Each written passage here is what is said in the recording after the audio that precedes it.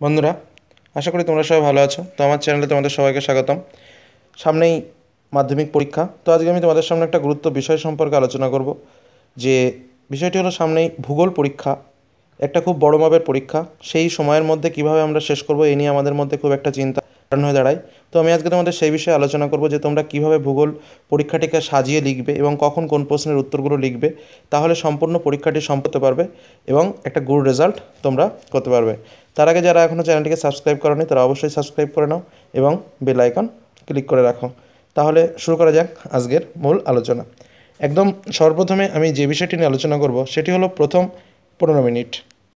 বলবো, দেখো, পরীক্ষার আগের যে বিষয়টি রয়েছে সেটা হলো পরীক্ষার আগের 15 মিনিট। তো এই 15 মিনিট সময় কিন্তু তোমাদের জন্য খুবই ইম্পর্ট্যান্ট।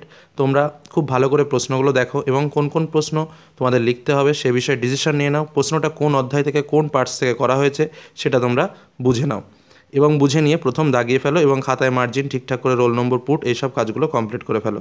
এবং এরপরে আমি যেটা বলছি সেটা হলো মূল প্যাটার্ন, কীভাবে তোমরা ডিসিশনটা নেবে। তাহলে দেখো, সেটাই আলোচনা করা যাক।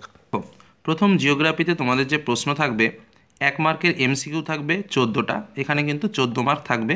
তোমরা খুব ধীরে ধীরে সম্পূর্ণ বাক্যে বাক্যগুলোর উত্তর লিখবা এবং 1 মার্কের প্রশ্নটা 20 মিনিটের ভেতরে শেষ করে ফেলবা। মানে 14টা কোশ্চেন 20 মিনিট, এর থেকে বেশি সময় লাগবে না।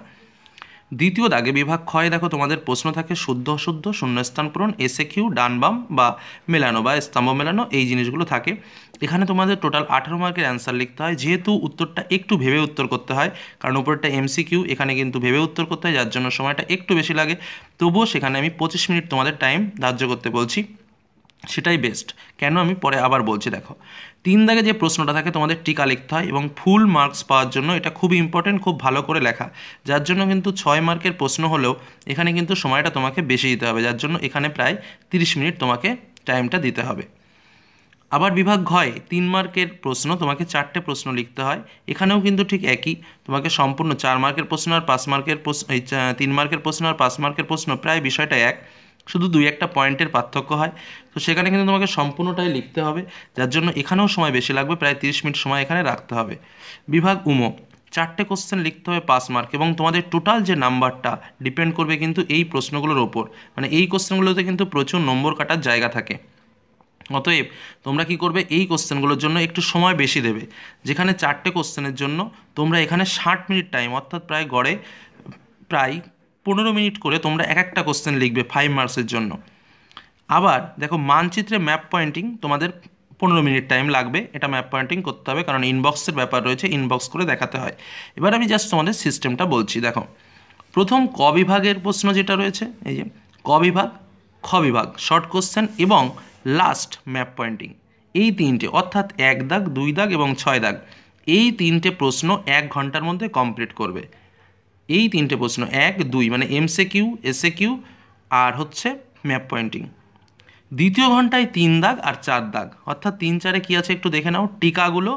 আর হলো 3 মার্কের 4টে কোশ্চেন, মানে এদিকে 6টা টিকা আর এদিকে 4টে কোশ্চেন, মোট 10টা দ্বিতীয় ঘন্টায় কমপ্লিট করবে। এবং তৃতীয় ঘন্টা, টোটাল ঘন্টাটা ধরে তুমি 4টে প্রশ্নের উত্তর লিখবে। জাস্ট সিম্পল প্যাটার্ন, সিম্পলভাবে কমপ্লিট করো।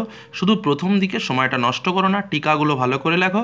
4 মার্কের কোশ্চেনটা ঠিক এইভাবে সেট করো, প্রায় 10 মিনিট করে সময় পাবে প্রত্যেকটা কোশ্চেন, ভেবে চিন্তে অ্যান্সার করো, দেখবে সম্পূর্ণ অ্যান্সার তোমরা কমপ্লিট করতে পারবে এবং পরীক্ষার ঘন্টা শেষ হওয়ার অনেক আগেই তোমরা কমপ্লিট করতে পারবে। তাহলে মূল যে থিমটা আমি তোমাদের বোঝালাম সেটা হলো ফার্স্ট আওয়ারে 1 দাগ, 2 দাগ, 6 দাগ, সেকেন্ড আওয়ারে 3 দাগ এবং 4 দাগ এবং থার্ড আওয়ারে 5 দাগ।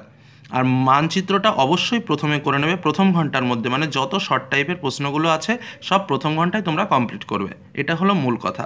আর 3 দাগ আর 4 দাগের কোশ্চেনটা দ্বিতীয় ঘন্টায়, আর একদম লাস্ট যে বড় কোশ্চেনটা 5 দাগের, সেই কোশ্চেনটা তৃতীয় ঘন্টায় তোমরা কমপ্লিট করবে। জাস্ট এই হলো ফাইনাল। তাহলে আশা করি তোমাদের বিষয়টি ভালো লেগেছে এবং তোমরা ধীরে ধীরে এটা কমপ্লিটস করে ফেলো। প্রয়োজনে এখনই ধীরে ধীরে তোমরা পরীক্ষা দিয়ে নিজেদের প্র্যাকটিস করো এবং সফল হও।